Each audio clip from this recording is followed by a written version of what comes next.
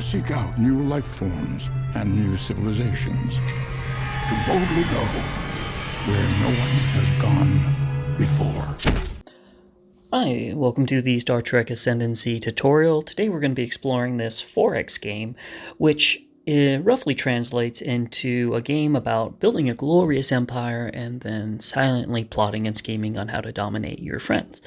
Now, with that said, if you're here, you probably already know what a 4X game is, so I'll stop with the preamble and start with the tutorial. We'll begin with looking at our play area components.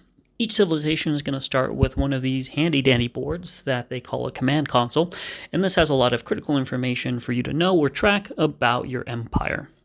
Each civilization will have two unique traits. One will tend to be negative and one will tend to be positive. You'll also have these trackers regarding your weapons and shields, and you'll track these through these sliders that you place on the track. We'll discuss these in greater detail later in the tutorial. Lastly, you have this center section with the icons for the different resources that you can collect through the game, and this is generally just a nice little area where you can store those if you like. Speaking of resources, each player begins the game with 3 tokens of each resource type. Those types are production, which are the red tokens, research, which are the blue tokens, and culture, which are the yellow tokens. Players also begin with quite a few different things that they hope to be able to build in the future but are currently stuck in their play area. That includes a small bucket of starships, a pile of control nodes used to designate when you colonize or control a planet, and 3 star bases. Players will also begin the game with 3 fleet cards and corresponding fleet markers that you'll place on the map when you create a fleet. Now, I'm showing you the side view of these because when you look at them from the top like this, they pretty much look like your standard ship marker. But I wanted to show you the side so you know that they are distinct and different from your standard ships. You'll have a unique advancement deck to your civilization, as well as a single turned over starting advancement card, because your people are dumb and they only know one thing so far, but they can become cooler in the future. You'll also start the game with 1 Ascendancy token. Ascendancy tokens are critical for the building of additional star bases and the creation of additional star fleets, but more importantly, when you collect 5, you also win the game. Shaboom! You also will have 5 command tokens, which designate how many commands you can take during the command phase. And speaking of that, you'll have a 2-sided building phase and command phase quick reference card, which kind of describes everything that you can do during those phases.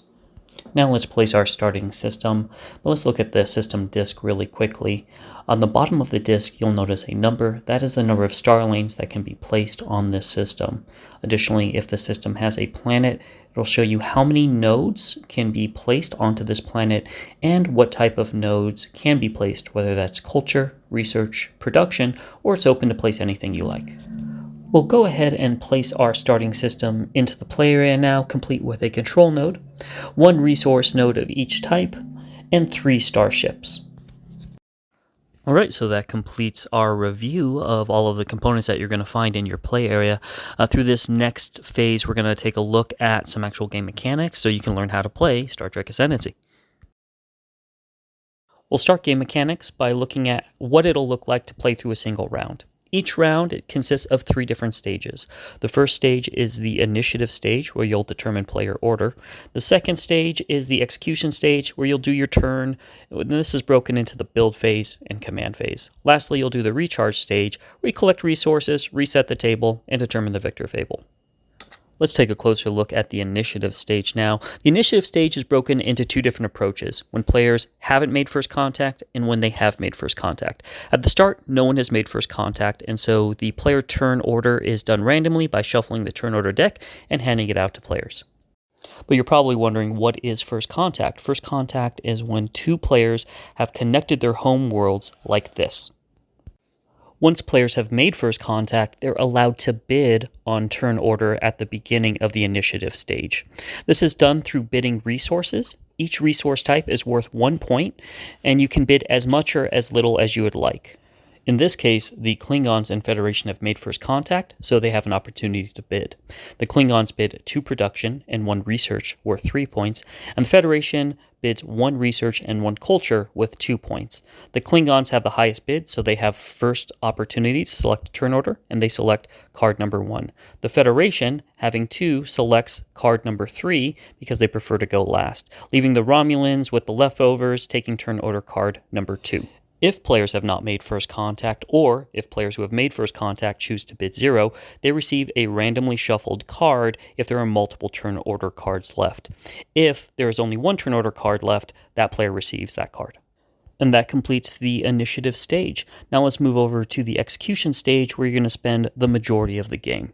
The execution stage is broken into 2 different phases, the build phase and the command phase.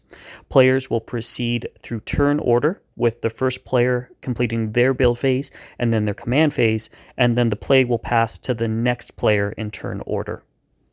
Now remember, the build phase and command phase quick reference cards, those will come in handy because they tell you everything that you can do in each phase. We'll start with the build phase.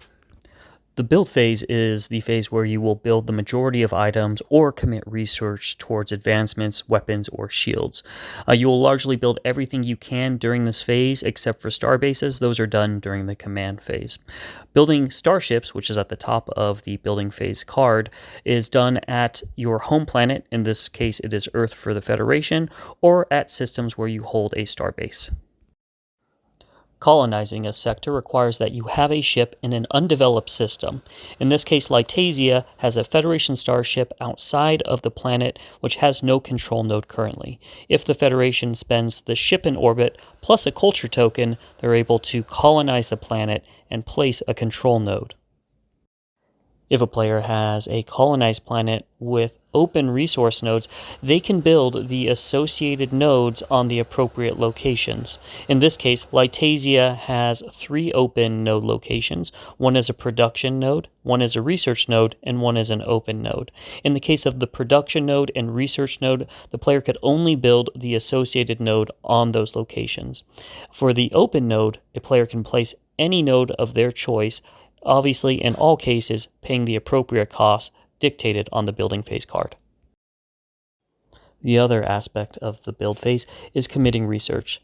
Players may commit research in one of 2 flavors. The first is that a player may place 1 research token on a currently launched advancement project. Now you're probably wondering what that means. Unfortunately, launching advancement projects occurs during the command phase, so this is going to feel like we're putting the cart before the horse, but stick with me, it'll all make sense. So during the command phase, you may launch projects, and if you have any turned over launched projects from your advancement deck, during the build phase, you may commit research to those projects. Up on the top left of the advancement, you will see a cost of the project. That is how many tokens it requires to complete the advancement. During the build phase, you may only commit a maximum of 1 research token per advancement project per turn. This is basically to ensure that no player surges through a single advancement really quickly, making themselves too powerful. A player will leave any placed research tokens on top of the advancement card until they have reached the number of tokens printed on the top left of the card. Once that occurs, the launch project becomes effective. You'll want to move your launched project card into an area for completed cards so that you know to utilize the effect on the advancement card. The other thing that players may do during the commit research is upgrade weapons or shields. The cost of upgrading a weapons or shield is on the inside portion of the track. So in this case for weapons, it would cost 4 research to upgrade from a +5 to a +4. Alternatively, on the shield side, it would take 6 research to upgrade from a 0 to a 1. Now those numbers aren't really going to make sense to you right now because we haven't covered combat. We will cover that in detail during the command phase. And that completes our review of the building phase.